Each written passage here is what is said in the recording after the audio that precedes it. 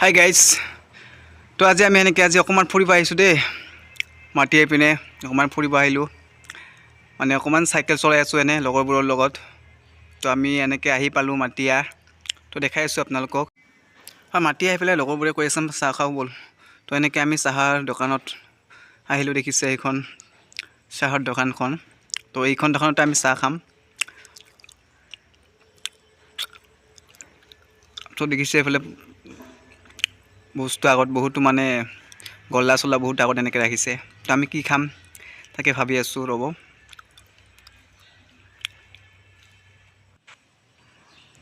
তো লগৰবোৰে কি খায় তাকে সুধি আছোঁ তাক কি খাবহি। মানে সি কিবা ফটো দেখাইছে, তাৰ ছোৱালীৰ মানে টেটু আঁকিছে, সেইটো দেখুৱাইছে, দেখিছে।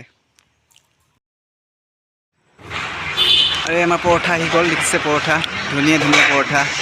তো আমি এতিয়া খাম, দেখিছে পৰঠাৰ লগত আমাৰ চব্জি দিছে, আলু ভাজি, আৰু এইফালে আছে আচাৰ, অকণমান আচাৰ দিছে। খাই চাওঁ কেনেকুৱা লাগে। এখন দোকানত আজি প্ৰথম খাইছোঁ।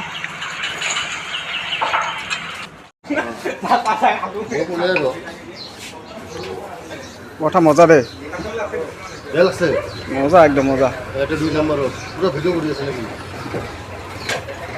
আমাৰ দাদাজনে দেখিছে এনেকৈ পৰঠা বনাই আছে দেই, মানে ধুনীয়া পৰঠা বনাই, দেখিছে স্পীড কেনেকুৱা, দেখিছে ইমান স্পীড বনাইছে, কিন্তু পৰঠা বহুত ধুনীয়া বনাইছে দেই, বহুত খাই বহুত ভাল লাগিছে।